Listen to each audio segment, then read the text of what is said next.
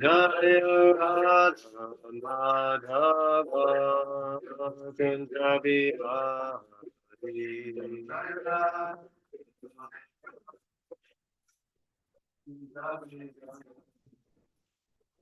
Gopi Chandra Bala Girivardhari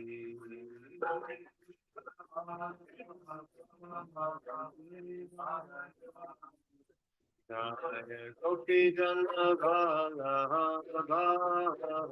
Girivardhari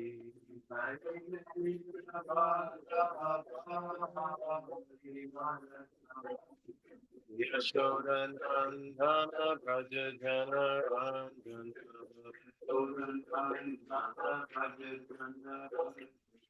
Yashodanandana Braja Jana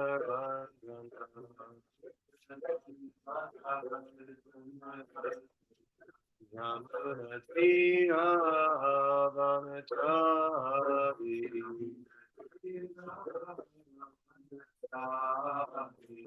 Yamunatira Vanachari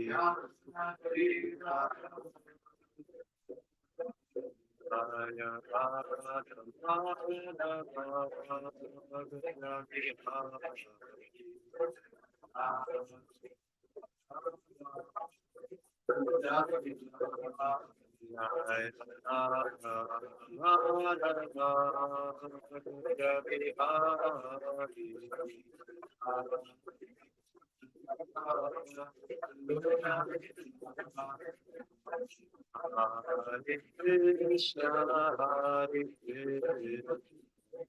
Krishna, Krishna, Hare Hare, Hare Rama, Hare Rama, Rama Rama, Hare Krishna, Hare Krishna, Hare Rama,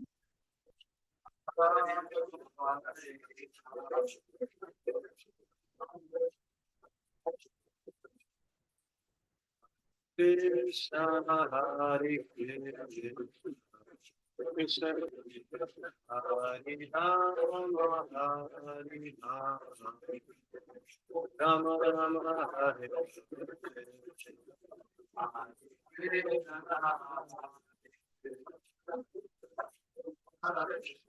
Hare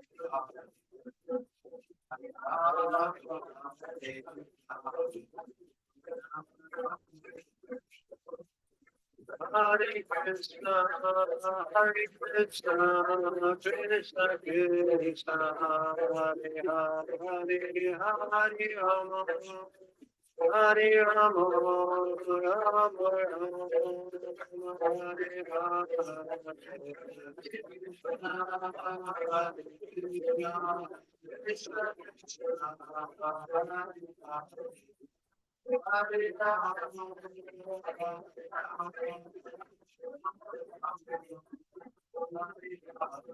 Hare Krishna, Hare Krishna, Krishna Krishna, Hare Hare, Hare Rama, Hare Rama, Rama Rama,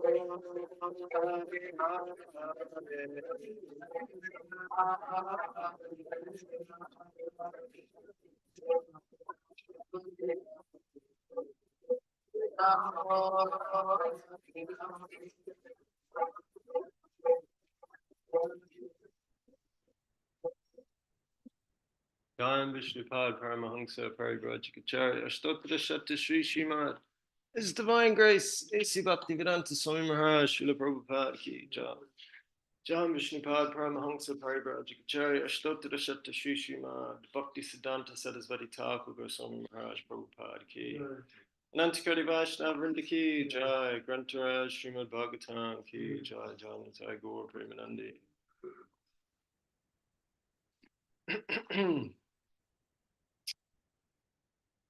So, reading from Srila Prabhupada Lilamrita.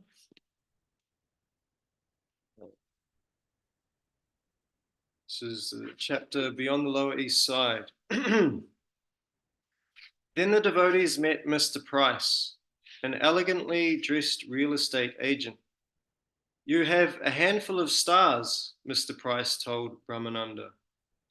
You're incorporated as a tax-free religious organization. You have no idea how much money this will save. So many people have to vacate just because they can't pay their taxes. But someone up there is looking after you people, and I have just the place for you and your Swami. Mr. Price showed Brahmananda a handsome three-story building near St. Mark's Place. It was a good downtown location near the young people, yet in an area where the uptown people would feel safe. The floors were polished hardwood, all the doors were ornately hand-carved, and it had a large hall suitable for a temple. The Marquis de Lafayette had stayed here during his visit in 1824, a fact that added to the building's charm and prestige. Srila Prabhupada ki jai. Om Namo Bhagavate Vasudevaya. Om Namo Bhagavate Vasudevaya. Om Namo Bhagavate Vasudevaya.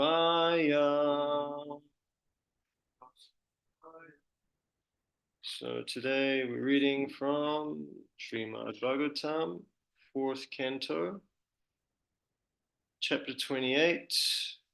Paranjana becomes a woman in the next life, and we're reading from text number 30. Tasyang sajanayang chakra atmajam asitekshanam yaviyasa sapta sutan sapta dravida ubritaha. Tasyang sajanayang chakra atmajam asitekshanam yaviyasa sapta sutan sapta dravida ubritaha. Tasyang sajanayang chakra atmajam asitekshanam yaviyasa sapta sutan sapta dravida ubritaha. Word for word, tasyam, through her, sa, the king, janayam, chakre, begot, atmajam, daughter, asita, blue or black, ikshanam, whose eyes, yaviyasa, younger, very powerful, sapta, 7, sutan, sons, sapta, 7, Dravida, province of Dravida or South India, Bhu, of the land, Brita, kings. Translation. King Malaya Dwaj fathered one daughter who had very black eyes. He also had 7 sons who later became rulers of that tract of land known as Dravida. Thus there were 7 kings in that land. Purport.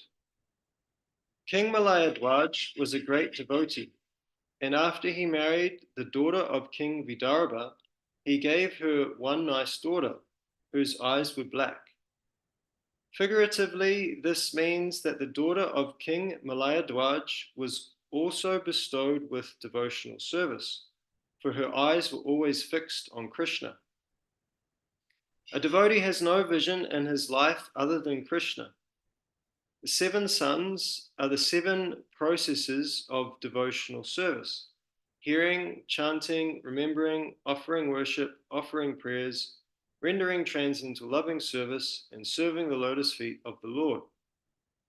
Of the 9 types of devotional service, only 7 were immediately given. The balance, friendship, and surrendering everything were to be developed later. In other words, devotional service is divided into 2 categories, namely Vidhi Marg and Raga Marg. The process of becoming friends with the Lord and sacrificing everything for him belongs to the category of Raga Marg, the stage of developed devotional service.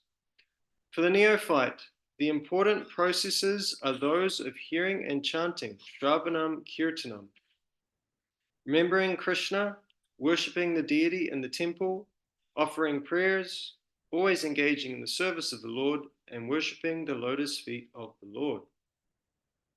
The word yaviyasa indicates that these processes are very powerful.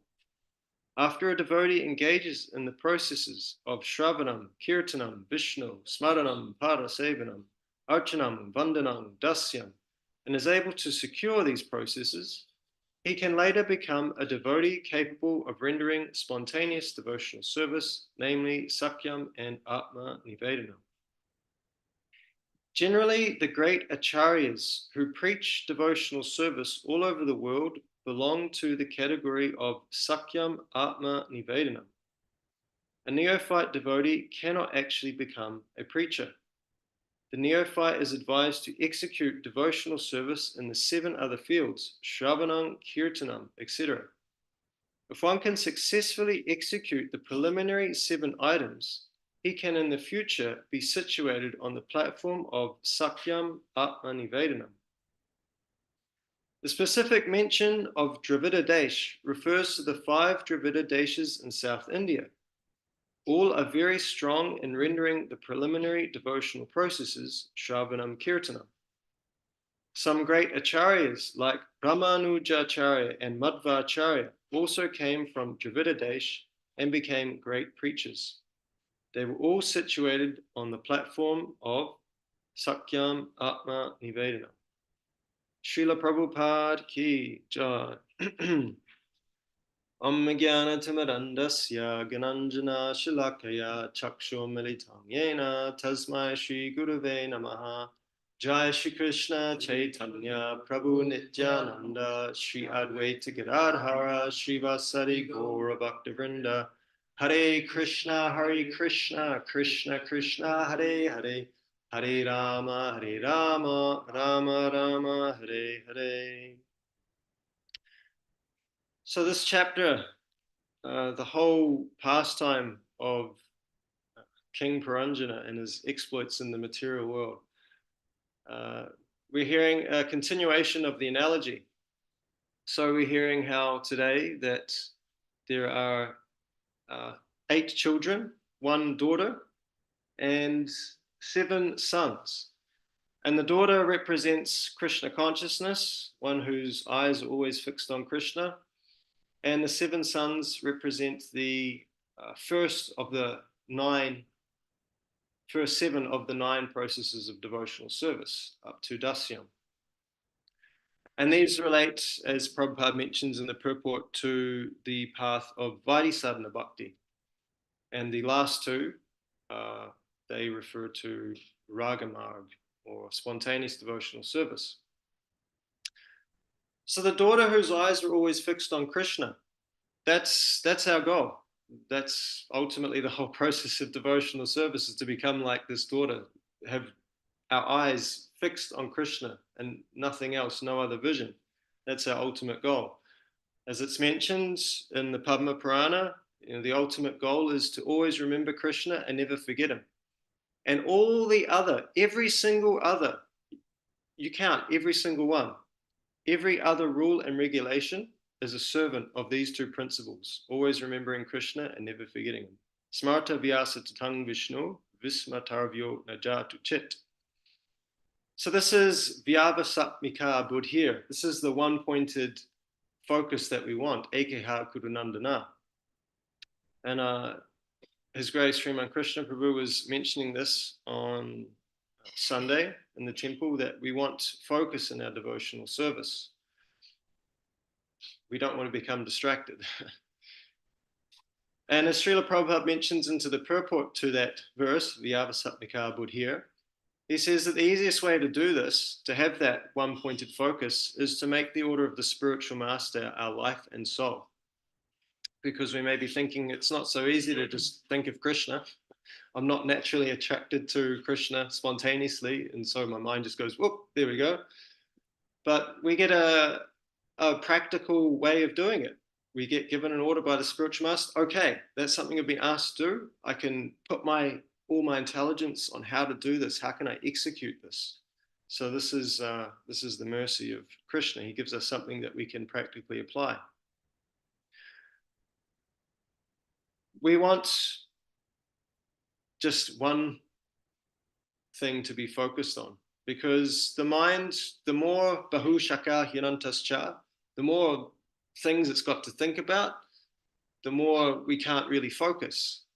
So having one point to focus on is really keeps things simple. And for me, I definitely like simplicity. When I found out about this process and I saw the incredible philosophy, and I was thinking, wow, this explains everything. But then the application of it's actually quite simple. It was a great relief. Because if you've got this like huge, weighty philosophy, and then you're thinking, how the hell do I apply all of this? But then you get given a very simple process. You're like, oh, okay, I think I've got a chance here. So we may not be there yet where we're always thinking of Krishna and we've got no other vision than Krishna. So we're given a simple process. We're given these 7 preliminary processes of devotional service to help us come to that point of being fully focused on Krishna. So we would like a life where we're only thinking of Guru and Krishna's pleasure. That's our ultimate goal. And that's exactly what Srila Prabhupada exemplified. He was just thinking, let me go to the West and try to spread Krishna consciousness, because that's what my spiritual master asked me to do. I may succeed or not, but that doesn't matter. That's actually not the goal. The goal is not to succeed. The goal is to follow the order of the spiritual master. And naturally, if one does that, then chances are one will become successful. And as we see, that's what happened with the Gaudiya Math. The Gaudiya Math fell apart because they didn't follow the orders of the Guru, and Srila Prabhupada did follow his spiritual master's instructions, and he was highly successful. So the success isn't the goal, but Krishna will reciprocate with our endeavors if we're sincere and strict in following our spiritual master's instructions. So these first 7 processes, hearing, chanting, remembering, worshipping the lotus feet, serving the Lord in the temple, praying, and developing the identity of becoming Krishna's servant. This is the introduction to Krishna consciousness. And trying to develop that identity of Krishna's servant is quite important, because yes, we can render devotional service and we can think, now I've done some service, now it's me time. Now I can go home and do what I want. I can enjoy however the hell I like. But we want to eventually come to the point where it's not just about we're serving Krishna when we're practically engaged, but I'm actually Krishna's servant 24/7. That's my constitutional position. I'm on call, just like a mother. She's on call 24/7. The baby starts crying in the middle of the night. Wah! Mom's there to attend to the needs of the baby. So similarly, we ultimately want to come to that point in our devotional service, that something happens in the middle of the night and it's in relation to Krishna's service, then we're right there, we're ready to go. Jivira Swahupahoya, Krishnera Nityadas. It's our constitutional position. So Srila Prabhupada mentions in the purport these first 7 processes that are given. We should really focus on them and try to become well situated. We don't have to worry about becoming super intimate with Krishna. I mean, that's our ultimate goal, but yeah, as many may feel, I don't really know who Krishna is. I don't really have much of a relationship with him. I don't know if he's answering my prayers sometimes. We may not feel so close. That's okay. We're not expected to have that kind of spontaneity yet. That's our ultimate goal. But in the meantime, we're given something practical that we can apply to develop that spontaneity, to develop that relationship with Krishna. So we should focus, as Prabhupada mentions, in becoming competent in these 7 processes. So at least externally, we should execute devotional service. And that's also how it's mentioned in the Nectar of Devotion, that Vaidhi Sadhana Bhakti is basically engaging our senses in Krishna's service. So our mind may be a million other places. That's all right. We want it to become fully fixed on Krishna, but it may not be there yet. But at least if we're engaging our senses in Krishna's service, that's Vaidhi Sadhana Bhakti. And then eventually it will become to the point of Raga Sadhana Bhakti, where the mind will naturally think of Krishna. So in Nectar of Devotion, the first part is all about the rules and regulations, all about Vaidhi Bhakti. And so that's what we should focus on. Then there's parts 2, 3, and 4 of the Nectar of Devotion.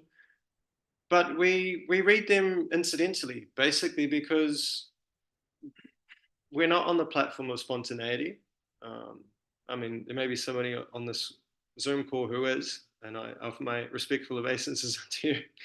But generally speaking, we're in the sadhana stage, and we should know where we're heading. So we may be at step 1, but we should know about steps 2, 3, and 4. We should know about the ultimate goal. So we read the whole of the Nectar of Devotion, and we read about Radharani and her interactions with Krishna, the cowherd boys and their friendly dealings with Krishna, and Mother Yashoda and Nanda Maharaj and how they interact spontaneously with Krishna. So we should know what we can look forward to, but we're not there yet, generally speaking. So we focus mainly on the first part.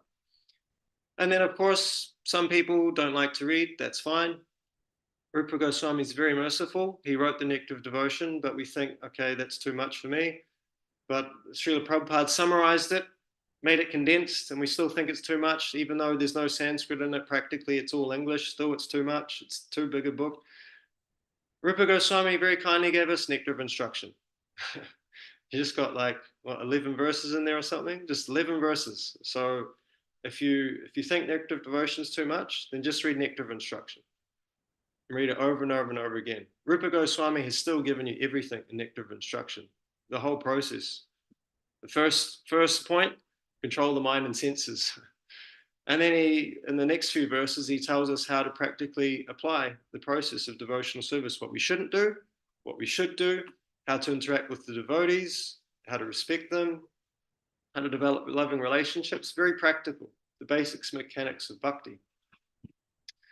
So bhakti is ultimately about developing relationships, a relationship with Krishna, but also with Krishna's devotees. As I was just reading the other day, Prabhupada mentions how the Sahajias, they like to focus on Krishna, and especially his most confidential pastimes. So then they'll not only neglect many of other Krishna's pastimes, but they'll also neglect Krishna's devotees. The whole of the Bhagavatam is glorifying Krishna because it's speaking about the glories of his devotees. So if we think that his devotees aren't so important, then in one sense we're a sahajiya. We're taking things very cheaply. We think that just me and Krishna, to hell with everyone else. They're not so important. It's all about me, and maybe Krishna. So we don't want to become a sahajiya. So Krishna, we can't avoid the devotees because he gives us information about him through the parampara. Tadvidi pranipatina. That's how you acquire knowledge. And Krishna tells us what he likes and doesn't like through that by medium. So Rupa Goswami has compiled Nectar of Instruction and Nectar of Devotion to tell us what Krishna does and doesn't like. So we know all of that by the mercy of Rupa Goswami. If Rupa Goswami hadn't written these wonderful literatures, how would we know? If Vyasadeva hadn't written Srimad Bhagavatam, how would we know? I mean, Krishna was around 5,000 years ago. Did he write a personal diary? Do we have access to it? I mean, maybe Krishna did write something down, but I don't have that access. I haven't seen it. We have Srimad Bhagavatam, we have all these other literatures by the Acharyas. Krishna mercifully spoke the Bhagavad Gita, but again, that was written down by Vyasadeva. So we have to take the association of the devotees. We have to know what Krishna likes, doesn't like, and develop our relationship with him through the devotees. So ultimately, we do want to come to the point of spontaneous devotional service. But that's, it's a gradual process. So in the beginning, we at least do the externals. You know, our mind may be a million other places, especially while chanting Hare Krishna. You know, it's such a humbling process chanting Hare Krishna because it's just 3 words, whether you're doing japa or whether you're in kirtan. The mind can be a million other places. And all it has to do is just say a couple of words and hear them. But it generally can't do that. So at least if we do those externals, then we can come to the point of the internals developing. I was just hearing the other day a nice point made by one of my godbrothers, His Grace Bhakti Prabhu, in that if we aren't investing our heart in devotional service, even if we have a fall down while practicing the process of bhakti, at least if we stay in the association of devotees and at least we keep up the externals, there's a chance for anartha nivritti. But if we have a fall down and then we leave the association of devotees, we've got no chance, none. So at least doing the externals, there is some benefit to that. Krishna's not really into mechanical devotional service. It doesn't really get his heart going. He appreciates it, no doubt. As he says in the Bhagavad Gita, in the 7th chapter, these 4 people that come to him, the distress, their desire of wealth, the inquisitive, and those who are searching for knowledge of the absolute. And as Prabhupada mentions in the Nectar of Devotion, these are actually all considered neophytes. But still, Krishna says they're pious. And it's wonderful that they've come to Krishna consciousness. So if we're just externally performing bhakti, still that's good. Better is to perform sadhana bhakti and start putting our heart in it. That's even better. And then we can come to the point of rag. And then ultimately we can come to the higher stages of devotional service. But in the beginning, we may be thinking, well, okay, I'm doing my Vaidhi sadhana bhakti, I'm doing these 7 processes of devotional service. How do I increase my taste? How do I increase my attachment? So we perform these activities, that's there, but how do we put our heart more into them?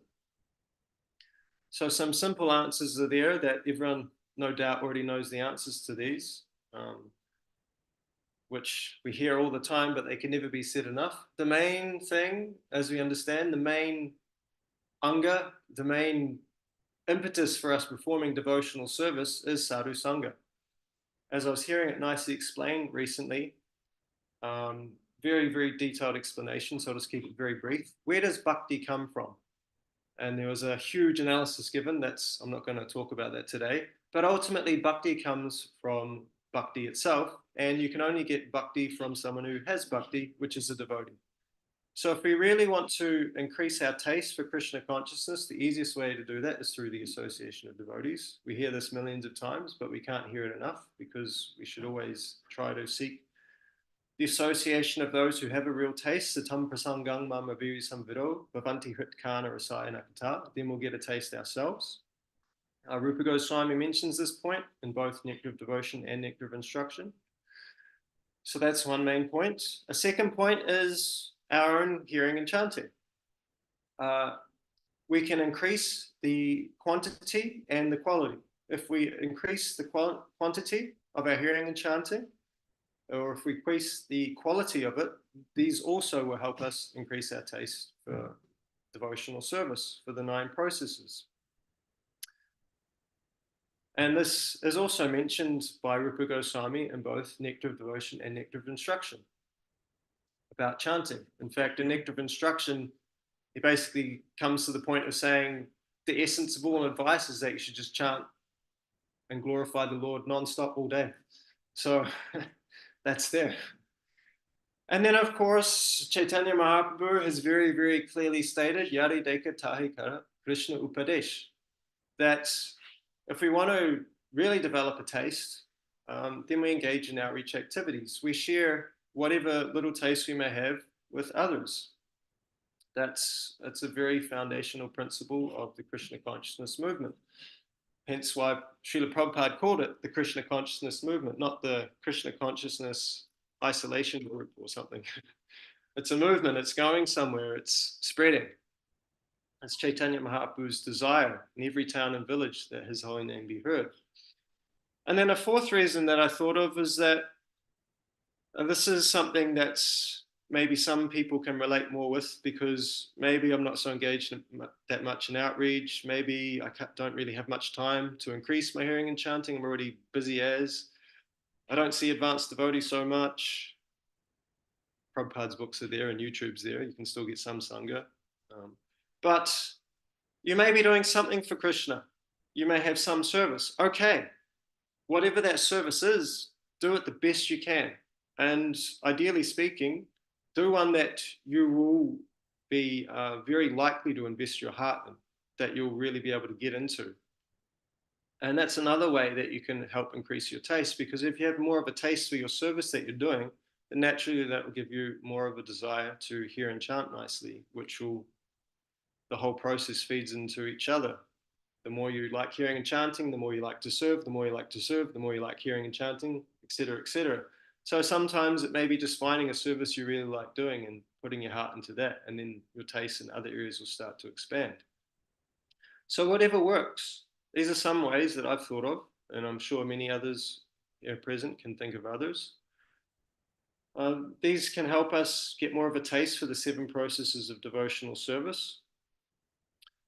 But an interesting point that I wanted to focus on today is how chanting, hearing and chanting go together, but even more specifically, it's mentioned how chanting is actually at the root. It's actually the thing that nourishes everything else. It's the foundation. So Srila Prabhupada mentions, I've heard this verse quoted many times by many, many senior Vaishnavas in our community, Srila Prabhupada disciples. They quote this verse from Chaitanya Charitamrita, Madhya Lila, chapter 22, text 113, in the purport, where Srila Prabhupada says, of all the regulative principles, the spiritual master's order to chant at least 16 rounds is most essential. So to build on this point, when Sarvabhauma Bhattacharya asked Sri Chaitanya Mahaprabhu, what is the most important process in the execution of devotional service? Sri Chaitanya Mahaprabhu replied, Harinama, Harinama, Harinamaiva Kevalam. That the chanting of the holy names is the most important process. And Rupa Goswami, after he lists the 64 items of devotional service, he says there's 5 that are especially important. Sadhu Sangha, Bhagavata Shravana, Mathura Vas, Srimurti Seva, and Nama Sankirtan. So he condenses it down to 5. Now this is interesting. Srila Bhaktisiddhanta Sarasvati Thakur, he explains very convincingly how each of these 5 potent processes ultimately point to the chanting of the holy names. So he explains that first, we associate with devotees, especially those senior and who've got more of a taste than us. We try to get their association to develop a taste for chanting the holy names. Next, he explains, we hear Srimad Bhagavatam to hear about the glories of the holy name. The pastime of Ajamil explains the glories of the holy name. And right in the beginning, Shukadeva Goswami says to Parikshit Maharaj, the doubtless and fearless way of obtaining freedom from fear is chanting the holy names. And he says right at the end, Kalera dosha nidhe rajan. This is mentioned that the only one good quality in Kali Yuga is chanting the holy names. So it's there all throughout the Bhagavatam. Bhaktisiddhanta Sarasvati Thakur goes on further to say that Mathura Vas, if you're living in the Dham, what are you doing? What are the sadhus there doing? They're always engaged in chanting the holy names. Deity Seva, it's always conducted with numerous, countless mantras, and all those mantras are saturated with the holy names. And finally, Nama Sankirtan, well, that is directly chanting itself. So all 5 processes he explains are pointing to the chanting of the holy names.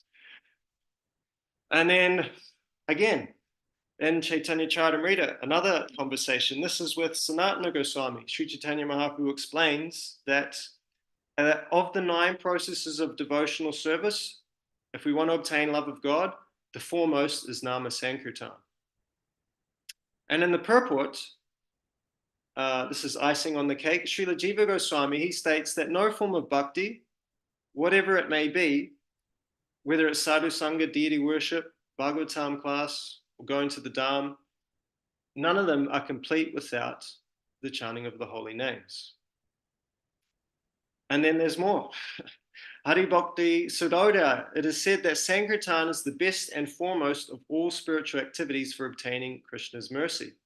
And it goes on to say that if the other practices of bhakti are helpful to Sankirtan, then they should be accepted. So all these different places in Shastra explain how, and through the sadhus, explain how the chanting of the names is at the core. And this is why we do outreach. We engage in outreach, we distribute books, we distribute prasadam, because ultimately we want people to start chanting Hare Krishna. That's the ultimate goal. That's what they're doing in the spiritual world. They're always glorifying Krishna. And Sankirtan, as we know, is a broad term. It can refer to anything that glorifies Krishna. So Bhagavatam class, in one sense, can be considered Sankirtan because we're glorifying Krishna. Book distribution can be considered Sankirtan because we're trying to tell others about the glories of Krishna. So in some way, shape, or form, we glorify Krishna. This is the purpose of the tongue. So in conclusion, we should become fixed on Krishna, and we do this by accepting all the processes of devotional service. And particularly in the beginning, we become accomplished in executing the first 7 processes. And of those 7 processes, the foremost is the chanting of the holy names. It's at the foundation. And if we want to get a real taste for chanting, then we associate with those who have a taste for chanting. And also, we try to share whatever little taste we may have with others. So Lord Chaitanya also grant us his mercy. So thank you very much for listening. I'll stop there. See if we have any questions or comments from the assembled Vaishnavas. Hare Krishna. Hare Krishna Prabhu, Dandavat Pranam. What a beautiful description of the text 30 in a very, very simple and in a very simple way and easy to understand. And you root out the importance of all 9 processes of which rooted through this text. Out of 9, 7 are marked as Didi mark and 2 are the Raga mark.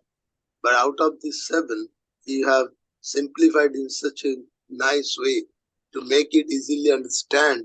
The 5 of them are limbs, 5 limbs of the 9 are most important and very easy to maintain, which we regularly do in the Sadhu Seva, Bhagavatam classes, visiting places, worshipping the deity and Nam Sankirtan, which itself includes all the processes.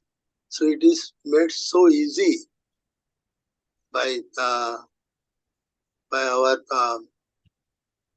Sri Krishna Chaitanya Prabhu, so that it is easy for all of us to understand, not to go very in detail way, but maintaining such a small portion of this, you can render all the services to Krishna. The main target, to remember Krishna in any way. So remember Krishna and never forget Krishna is the root cause of everything. And this text, how this King Malayadwaja became father of 8 children, and that signifies the processes. So important to understand. Superficially it looks something different, but innerly it is very, very important.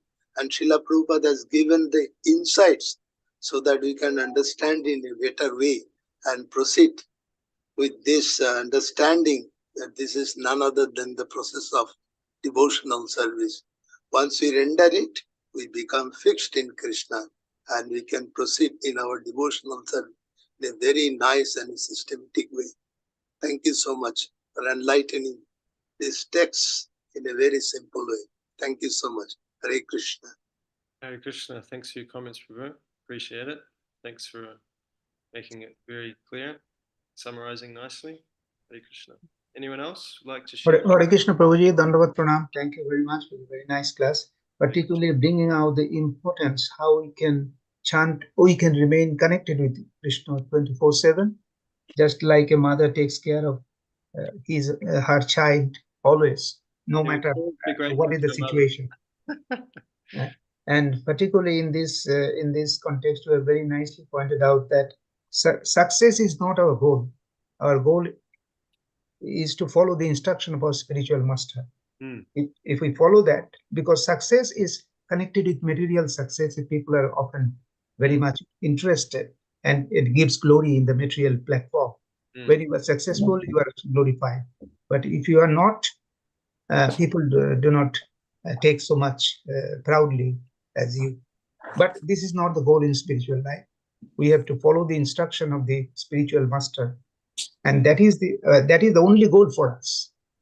If we follow it, and the Krishna, with the blessing of the Krishna, the spiritual master is none other than the form of Krishna in the material, in this material world for us. So if we follow his instruction carefully, Krishna's mercy is there and success is guaranteed. But often we fail to look at that aspect and try to focus on material success things, which we should not do. You have very nicely pointed out that. And another thing you have told very nicely is that the bhakti can be given by a bhakta or a devotee. So we should not, in our devotional service, we should always remain connected with devotees, and that will ensure our success automatically. We have not to strive for that, but the whole things together, when we follow the instruction of spiritual master sincerely, and we remain in association with the devotees, we get automatically corrected of our material contaminations, and we can reach our goal automatically. And that is the purpose, that always remain connected with Krishna and never forget Krishna, and that will be ensured successfully. And with that, I thank you again for this nice class. Hare Krishna. Hare Krishna. Thank you for your comments, Prabhu. Thanks for helping also enforce the clarity. I like when things are made very clear, because I can get distracted very easily. So appreciate you guys keeping it on point and clear. Thank you. Anyone else?